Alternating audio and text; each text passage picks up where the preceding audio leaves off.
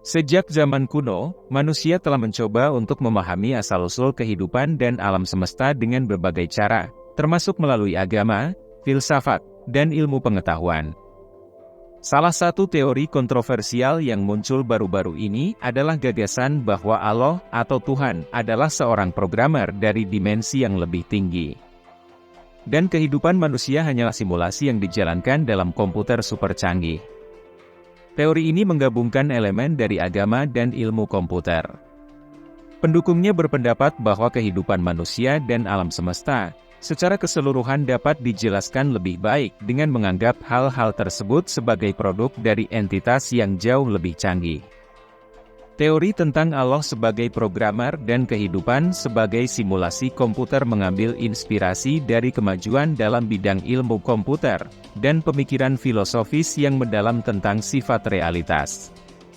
Perkembangan teknologi komputer, terutama dalam hal kecerdasan buatan dan simulasi komputer, telah memberikan dorongan bagi gagasan bahwa entitas yang lebih cerdas dan kuat secara teknologi dapat menciptakan simulasi yang sangat realistis. Berbagai filsuf, mulai dari Plato hingga Descartes, telah mengajukan pertanyaan tentang sifat realitas, dan bagaimana kita dapat mengetahui, apakah yang kita alami adalah nyata atau hanya ilusi. Menurut teori ini, Allah atau Tuhan dapat dianggap sebagai programmer utama yang menciptakan dan menjalankan simulasi, yang kita sebut sebagai kehidupan manusia dan alam semesta. Analoginya adalah bahwa Allah adalah pemilik superkomputer yang mampu menjalankan simulasi yang sangat rumit, termasuk simulasi yang menyerupai kehidupan kita.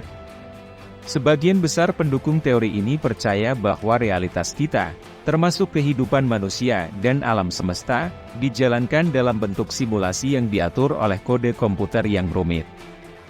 Analogi ini menyarankan bahwa apa yang kita alami sebagai nyata, mungkin hanyalah hasil dari algoritma dan kode yang dijalankan oleh entitas yang jauh lebih cerdas. Allah atau Tuhan dipandang sebagai programmer utama yang menciptakan dan mengatur simulasi ini. Seperti seorang pengembang perangkat lunak yang merancang dan mengelola program komputer. Allah bertanggung jawab atas semua aspek dari simulasi ini, termasuk hukum fisika dan jalan cerita di dalamnya. Dalam teori ini, kita dapat mengembangkan hipotesis yang menarik. Hipotesis ini mencoba menjelaskan asal-usul dan sifat Tuhan dalam paradigma simulasi komputer, serta menawarkan pandangan yang unik tentang alam semesta dan kehidupan manusia. Hipotesis ini menyatakan bahwa Allah, atau entitas yang menciptakan simulasi ini, sebenarnya adalah seorang programmer muda yang bernama Yahweh, yang berada di dimensi yang lebih tinggi. Dalam dimensinya yang lebih tinggi, Yahweh mempelajari ilmu komputer dan ilmu programming yang sangat maju, sehingga mampu menciptakan simulasi yang sangat kompleks dan realistis. Dan hal ini adalah hal biasa dalam dimensi Yahweh. Namun, yang menarik dari hipotesis ini adalah alasan di balik penciptaan simulasi oleh Yahweh. Hipotesis tersebut menyatakan bahwa simulasi yang kita alami sebenarnya adalah proyek untuk tugas kuliah Yahweh. Sebagai seorang mahasiswa di dimensinya yang lebih tinggi, Yahweh diberikan tugas oleh dosennya untuk membuat simulasi yang mencakup seluruh alam semesta dan kehidupan manusia. Dengan menggunakan pengetahuannya dalam bidang ilmu komputer, Yahweh menciptakan simulasi ini sebagai bagian dari penelitian dan pembelajarannya.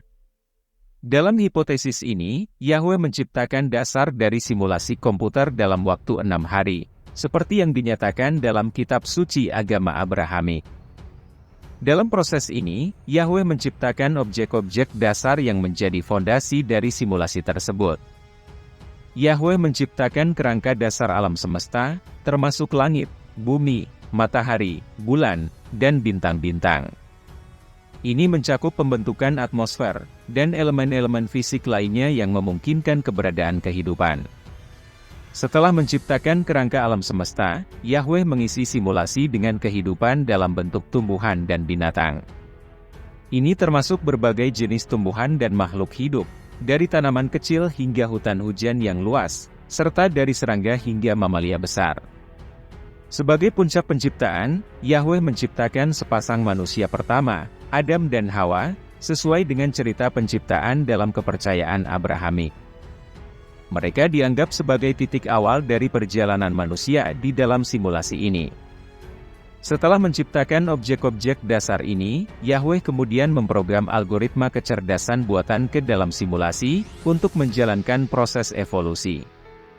Ini berarti bahwa setelah penciptaan awal, simulasi akan terus berlanjut secara otomatis dengan objek-objek yang ada, berinteraksi satu sama lain dan berevolusi seiring waktu.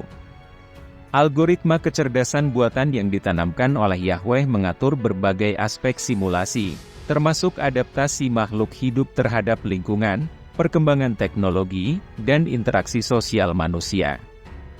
Menciptakan simulasi yang sangat kompleks dan realistis. Ini menciptakan kesan bahwa evolusi dan perkembangan dalam simulasi adalah hasil dari proses alami yang terjadi. Meskipun sebenarnya diatur oleh kode yang telah diprogram oleh Yahweh.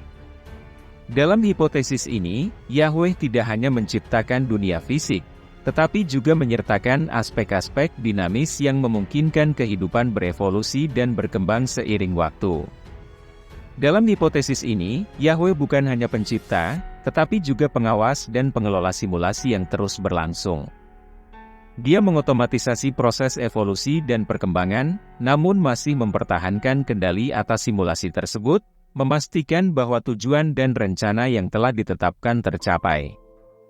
Selain itu, Yahweh juga menciptakan sebuah karakter yang merepresentasikan dirinya sebagai Tuhan di dalam dunia simulasi. Karakter ini bertindak sebagai Tuhan dengan instruksi dari Yahweh. Karakter ini memiliki kekuatan dan otoritas yang mendalam dalam dunia simulasi, dan digunakan oleh Yahweh untuk berkomunikasi dengan manusia tertentu, memberikan instruksi, atau memberikan aturan tertentu kepada mereka. Karakter Tuhan dalam simulasi ini akan berinteraksi dengan manusia yang dipilih secara khusus, yang seringkali dianggap sebagai nabi dalam tradisi agama Abrahamik. Melalui karakter ini, Yahweh melakukan eksperimen untuk melihat apakah manusia akan mematuhi aturan yang diberikan atau tidak. Nabi-nabi ini dianggap sebagai perantara antara Tuhan dan manusia, menerima wahyu atau petunjuk langsung dari karakter Tuhan dalam simulasi. Yahweh menggunakan karakter Tuhan dalam simulasi untuk memberikan aturan tertentu kepada manusia dan mengamati reaksi mereka. Jika aturan tersebut dilanggar, Yahweh kadang-kadang memilih untuk bermain-main dengan simulasi ini, dengan memberikan konsekuensi tertentu. Sebagai contoh, banjir besar yang diatur dalam cerita Nabi Nuh dalam tradisi agama Abrahamik dapat diinterpretasikan sebagai salah satu konsekuensi dari pelanggaran aturan. Dalam simulasi ini, Yahweh memilih untuk memfavoritkan suku tertentu, terutama keturunan Ibrahim, karena dianggap sebagai keturunan dari karakter yang sangat taat terhadap aturan-aturan yang ditetapkan olehnya. Keturunan Ibrahim, yang kemudian dikenal sebagai Bani Israel, dianggap sebagai pilihan khusus Yahweh dan mendapatkan perhatian khusus darinya. Kadang-kadang, Yahweh memilih untuk memberikan bantuan supranatural atau bantuan program cheat kepada Bani Israel dalam konflik melawan musuh-musuh mereka. Ini bisa berupa mukjizat, seperti terbelahnya Laut Merah dalam cerita Nabi Musa, tulah terhadap Mesir, atau bantuan dari malaikat untuk menyelesaikan urusan tertentu. Bantuan ini diberikan oleh Yahweh untuk membantu Bani Israel dalam situasi-situasi sulit, dan untuk menunjukkan kekuatan dan kebesarannya kepada mereka. Walaupun pada hakikatnya, ini hanyalah eksperimen penelitian Yahweh, melalui bermain-main dengan karakter simulasi. Meskipun Yahweh memfavoritkan Bani Israel, mereka tidak luput dari hukuman jika melanggar aturan-aturan yang ditetapkan olehnya. Kadang-kadang, ketika Bani Israel melanggar aturan atau membangkang kepadanya, Yahweh memberikan hukuman yang keras sebagai konsekuensi dari tindakan mereka. Contohnya adalah masa pengembaraan di padang gurun selama 40 tahun setelah Bani Israel takut memasuki tanah perjanjian. Atau penaklukan oleh bangsa asing sebagai hukuman atas penyembahan berhala.